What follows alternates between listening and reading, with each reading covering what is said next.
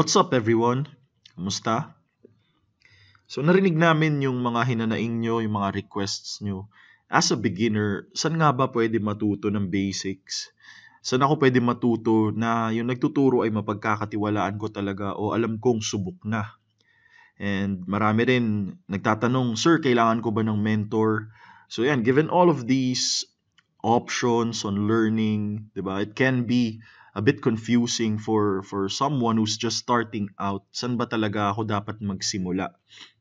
And with this, we decided to make a solution. I'd like to introduce to you our newest feature in Investagrams, Investa-Learn. It's an all-in-one platform for learning kung saan kami na mismo yung nagbuo ng mga kailangan natin matutunan as a trader or as an investor. So ano bang makikita natin dito? So there's introductory courses for technical analysis, and hindi lang yun, pati fundamental analysis. So we always believe in balance kasi hindi mo pwede piliin lang yung isang strategy, no? Kailangan at least aware ka dun sa both worlds, right? And besides the basics, we're also gonna add up a lot of advanced trading strategies and many more. So sa ngayon, stock market, investing, but then in the future, diba, we may add up other topics na interesting and relevant sa platform natin na to. So, what are we waiting for? Let's check it out. So this is what you'll see when you have access to Investa-Learn. It's an all-in-one platform kung saan mabilis natin ma-access yung mga kailangan nating matutunan. So nakita kasi namin na sa ngayon, iba-iba na yung sources ng merkado, di ba? Tapos yung iba, hindi pa natin verified kung na-practice ba talaga to sa tunay na trading o talagang nasubukan na ba? Kumbaga, subok na ba sa merkado? Subok na ba through experience? And with results yung mga ganitong learning classes na lumalabas, no? So kami, para hindi naman nalilito yung mga beginners o yung mga taong nagsisimula pa lang, so I decided to take time and add up a lot of free courses here in our platform. So what will you see when you check out the platform here? Makita natin yung mga categories: event, stock market, general finance. So you could access our previous events in Investagrams here. So yung mga video on demand, yung mga dating may tickets yung pumunta dito, yung mga kumuha na ng access, you could easily access the videos here. But for those na nag-aantay, ito, yung shinare namin kahapon, ito na yun. So learn the basics of technical analysis. Let's check it out. So ito, no, yung pinost ko kahapon. Kasi nakikita ko, ngayon parang iba na yung nangyayari sa industriya, no? So, ako na mismo yung nag-take action. Yung team namin, ito, bumuo kami ng curriculum kung saan pag beginner ka or gusto mo matutunan yung foundation ng technical analysis, nandito na, nakalatag na para sa atin. Alright? So, how to read stock charts, yun yung pinaka-basic na basic talaga. Kumbaga, ito yung pinaka-core ng technical analysis. Ano bang makikita mo sa chart? Price, volume. So, madadaanan natin lahat yan dito. And, ang kinaganda, yung learning natin dito, step-by-step progression. So, candlesticks, support and resistance, breakouts, trend trading, how to spot trend reversals. So, nandyan na lahat yan.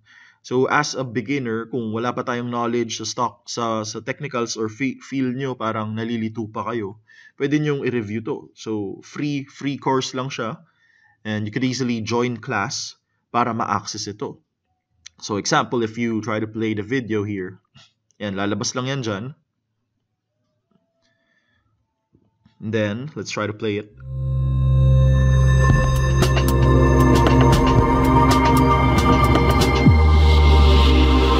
Tayo ng stronger estimate kung ano bang pwede mangyari sa mga stocks natin i-trade natin. Alright? Ngayon, sa chart na to, makikita natin ang galaw ng PSEI. So, ito yung Philippine Stock Exchange Index. Ito yung pinaka-main. So, yan. So, ito, no? Pwede nyo check out yung technical analysis course natin dito. Pero, besides that, ano pa bang makikita natin? So, syempre, hindi lang puro TA. You can check out the categories. So one aspect is technical analysis for active traders, and the other aspect, of course, is for longer term or more conservative investors. Ito naman yung pag-aral ng negosyo ng isang kumpanya. So fundamental analysis, meron rin tayo dito. So ayan, nakikita natin nandito may fundamentals rin tayo. And itong fundamentals na to usually kaya siya hindi pinapansin ng mga traders kasi komplikado, puro numbers. Ako hindi ako fundamentalist, 'di ba? I'm an active trader pero I made these modules on the perspective of a simple Filipino. Kumbaga dapat maintindihan talaga natin. Kumbaga simplified siya.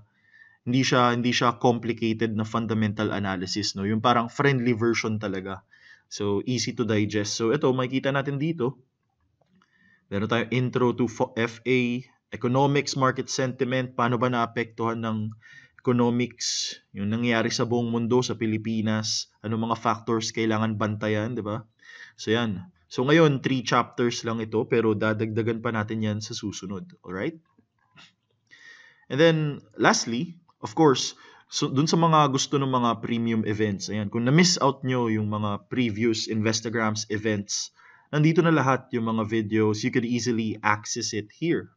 Alright? So, like the last Trader Summit, you can check out the event here. So, ginawa natin to kasi ang daming mga kapatid natin na OFWs nasa ibang bansa, no?